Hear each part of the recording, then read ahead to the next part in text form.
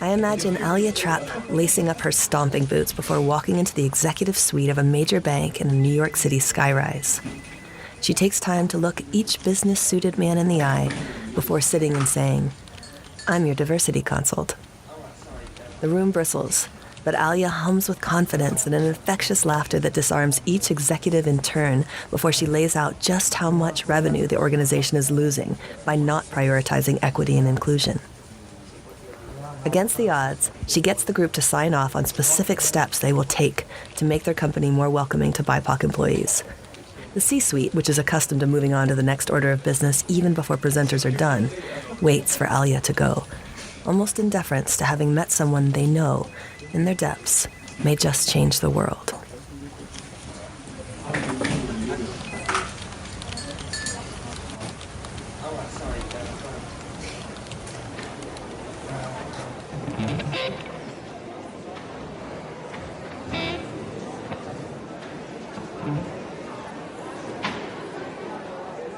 I can't imagine Aliya driving her bright orange Jeep to a venue to play bass in a Grateful Dead cover band.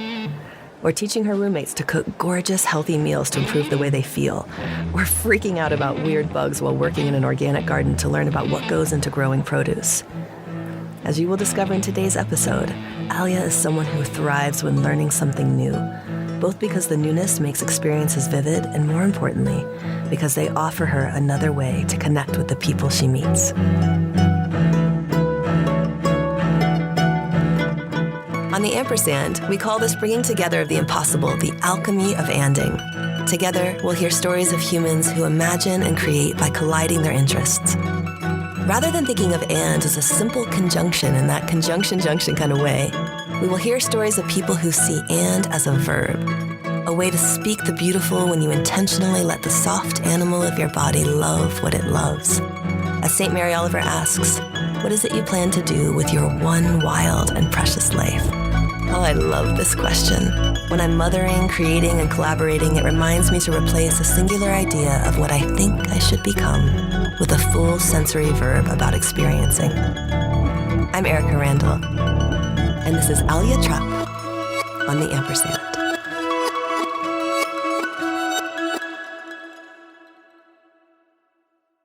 I worked as a DI consult for a few banks.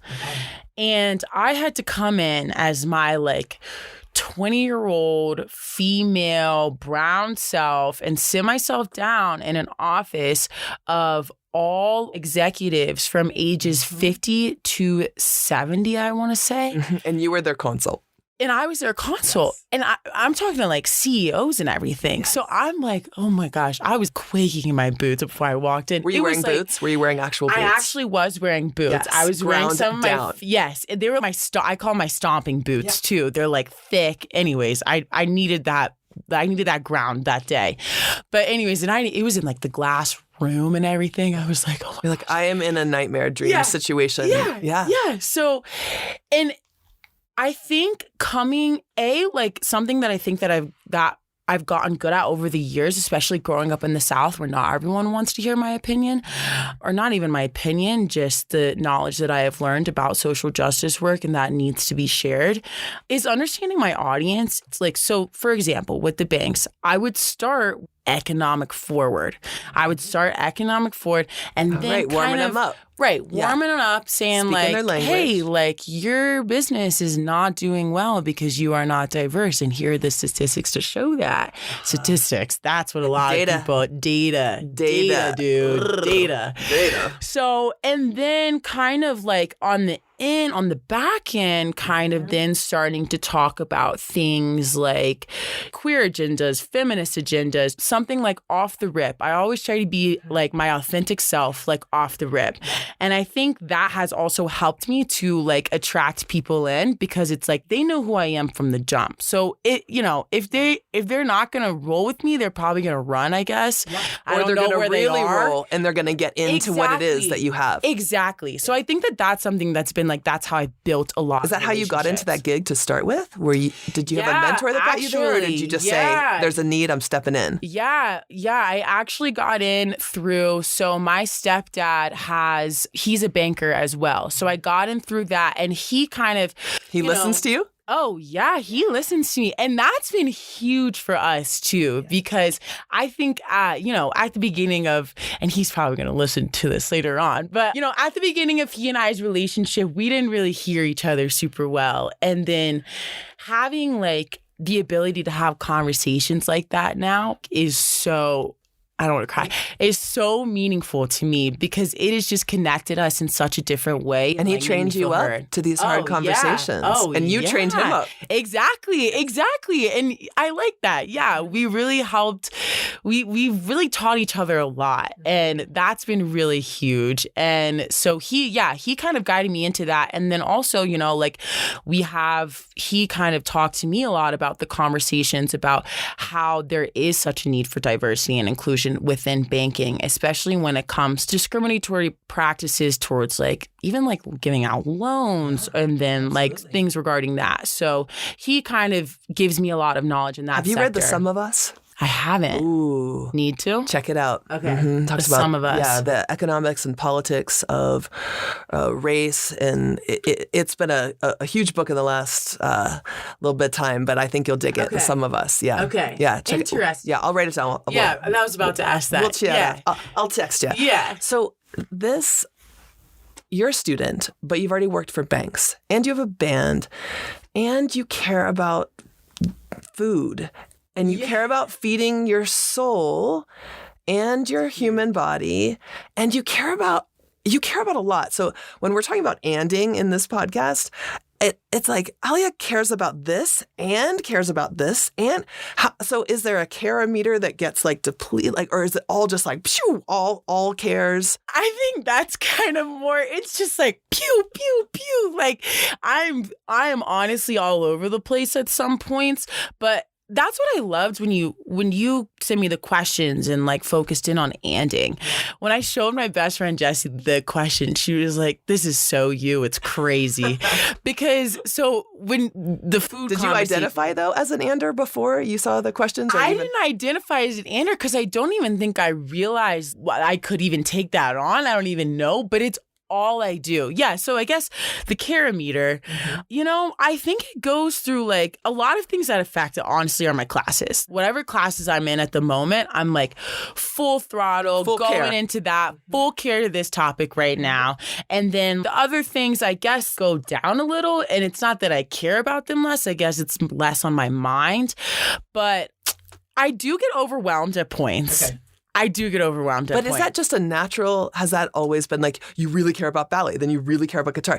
If something's in front of you, it is in front of you and you are doing it. Yeah. So we can't teach. Yeah. So if this podcast, we're going to try to teach people how to care more, is it just listening to you that's going to help? Or do you have a prescription for caring more? Or is it just really show up in the lane?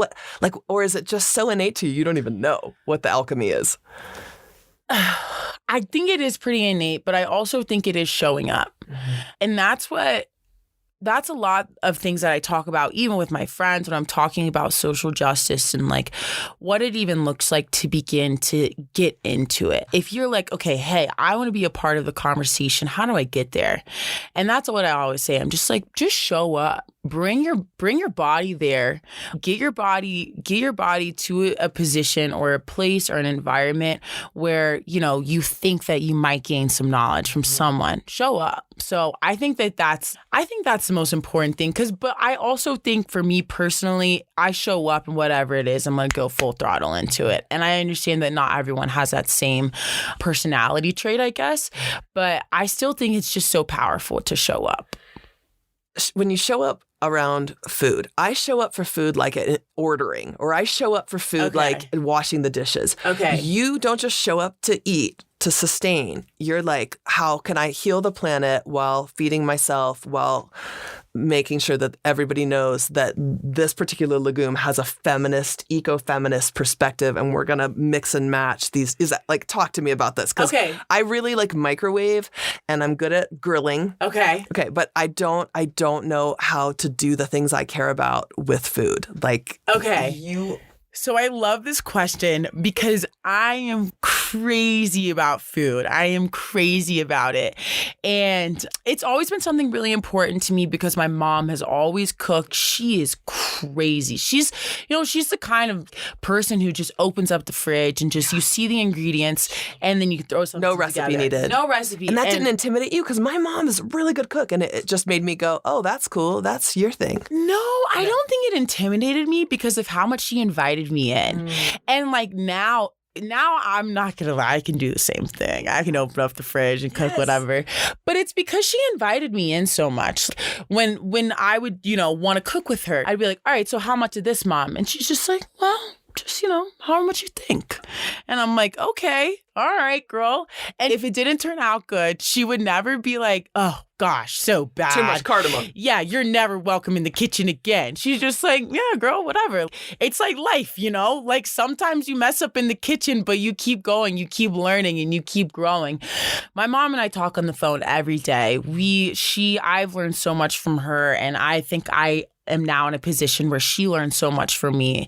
And it's great because she and I are having conversations like you and I are having like all day, every day. Not in a harmful way whatsoever. Always in like food is fuel and good food is fuel. And also food doesn't have to be, and cooking doesn't have to be something that's far out. Not for you and not for anyone. And there are things that everyone can do in the kitchen on every single level of income as well that I think isn't talked about a lot. That's right. And I think that that's really harmful to a lot of people because then you kind of grow up with a lot of food patterns that just aren't really sustainable for yourself. And then those habits form over time. And then it forms just like, toxicities within your body that affect your mental and just everything. I mean, your gut is everything. And if you want to trust your gut, you got to take care of the gut. You got to take care of the gut. Exactly. So I think that that's something I grew up around. I think something that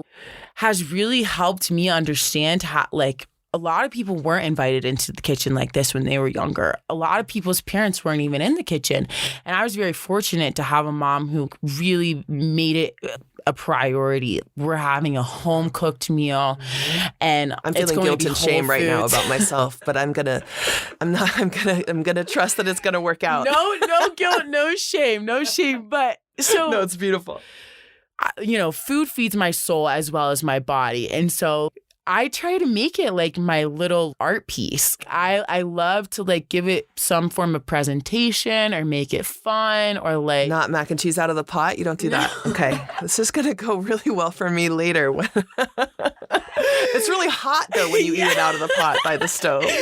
And it tastes better.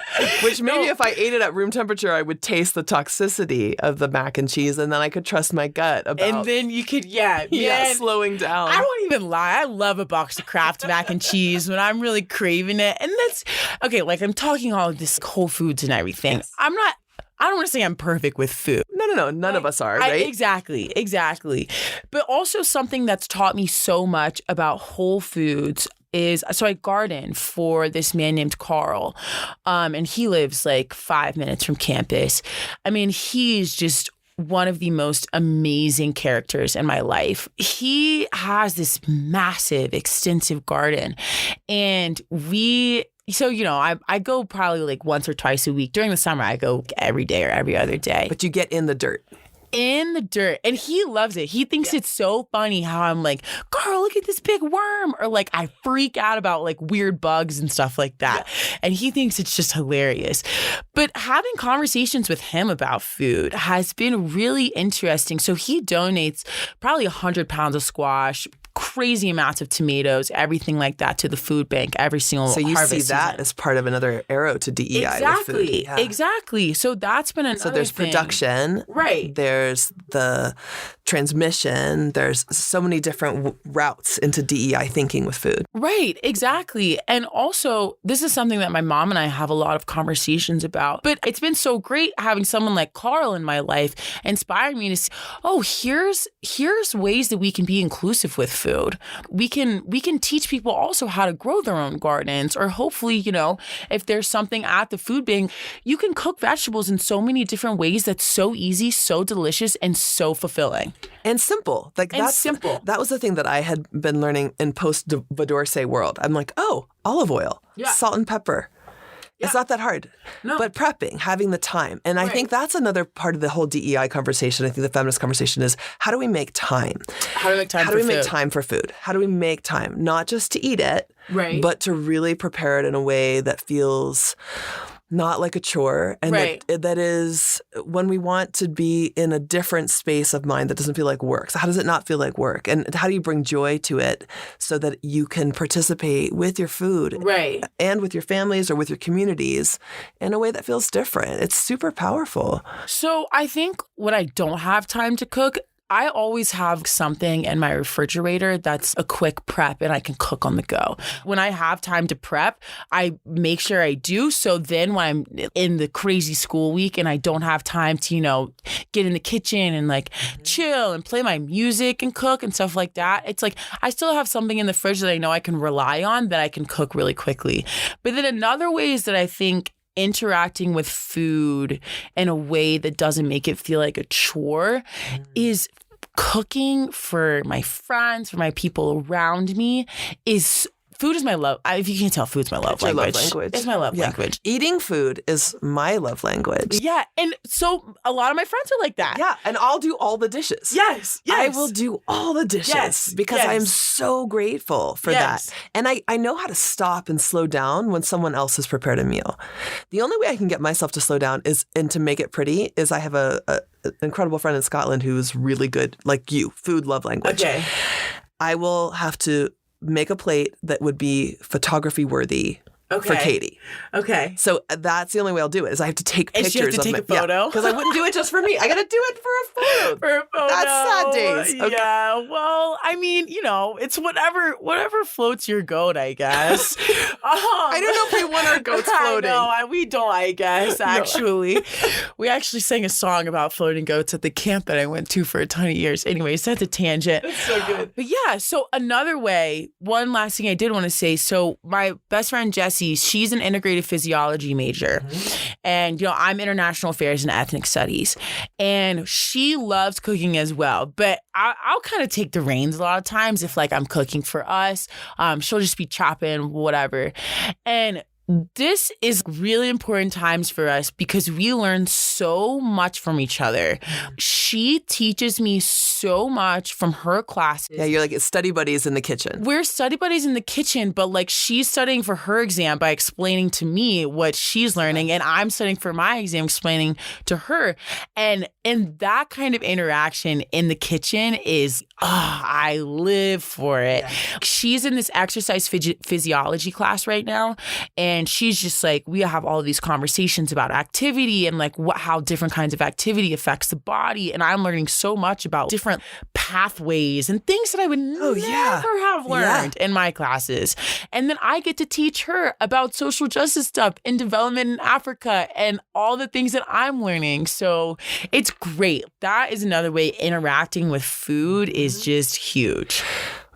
When you talk about development in Africa, and then where your lens has shifted to see that as, we might mean colonizing Africa.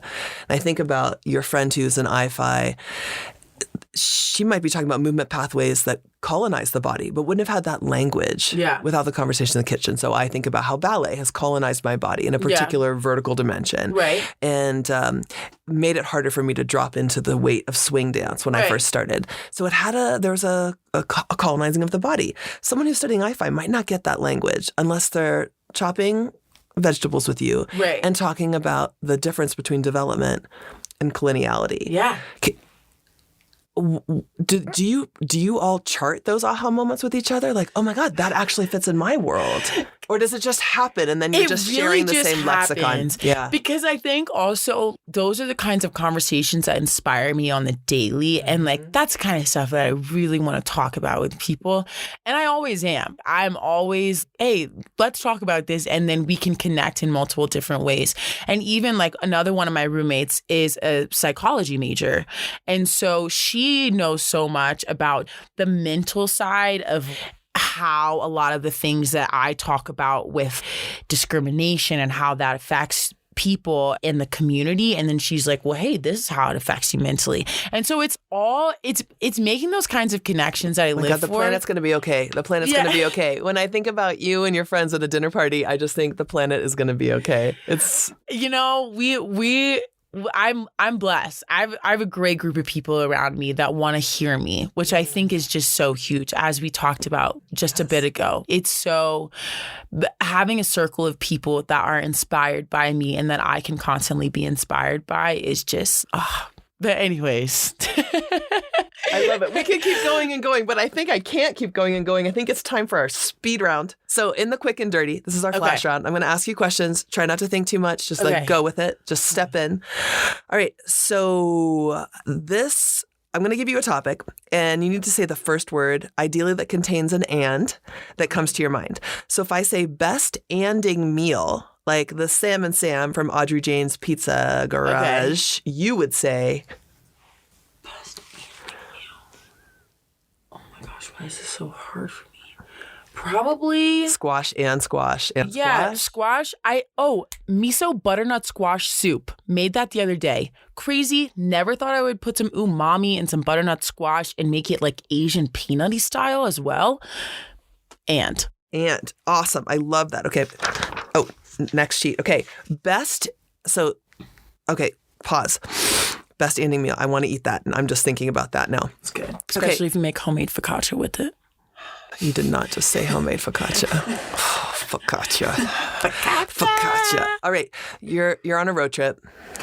Okay. You're driving back from the south to here. It's a long drive. You're like at that dark part of like like where you're getting droopy lids, that terrible part. I've made this drive so many times. Okay. So what is the album that has and in it that you would put on for that second wind? Graceland by Paul Simon. I love how you got the and inside the land of Graceland. You did that. Look at me. We are geniuses. We're geniuses. Okay, I also have to say that my partner had never heard that album because they were born that year, and I had to play Graceland for them. And I was like, you think Vampire Weekend did a thing? No, they took it from Paul Simon. No, they took it from Africa. Yes, literally. Okay. But that's why it's an and. Yeah, that's why it's an and. And he also did like bring up... He did, but I think that also brings in an and a conversation that you can have about it. Yeah, while you're listening. You'd be like, oh, all you Vampire Weekend fans, if you were listening to Graceland, let's talk about what's actually happening. I mean, that's how you start. You're like, oh, hey, hear these African tones in this music. Yeah. Let's talk about neocolonialism in Africa. Boom. And now you're awake on the road trip. Yeah. Okay. The best evening with friends. This and this with your friends. Food and card games. Food and card games. Honestly, I'm really competitive. Trivial Pursuit. Any trivia game is just like... It's happening. Or Catan. Catan. Okay, no, that doesn't work. Okay, a class title you couldn't refuse that had and in it. A class title I couldn't refuse. Africa and Development. Africa and Development? Yeah. Who taught it?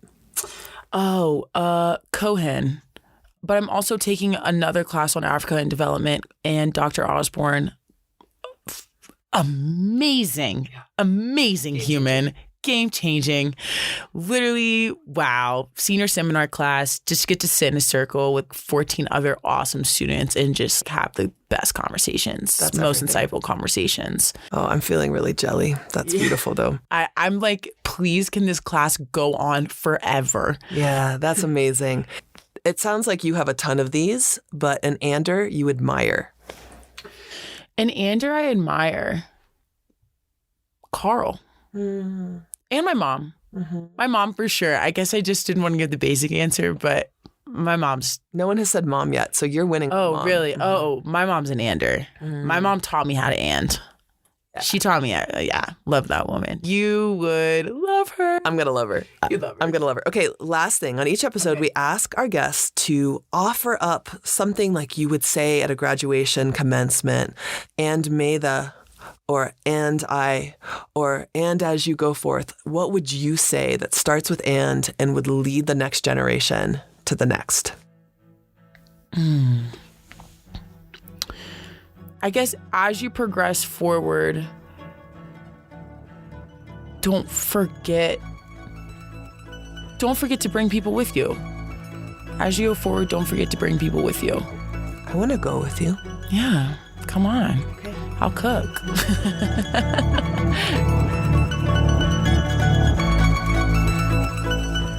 The Ampersand is written and produced by me, Erika Randall, and Tim Grassley. If there are folks you'd like to hear from on the Ampersand, do please email us at asinfo@colorado.edu. Our theme music was composed and performed by Nelson Walker, a CU Boulder alum, brilliant cellist, composer, and a fantastic dancer. Episodes are recorded at Interplay Studios in Boulder, Colorado. I'm Erika Randall, and this is the Ampersand.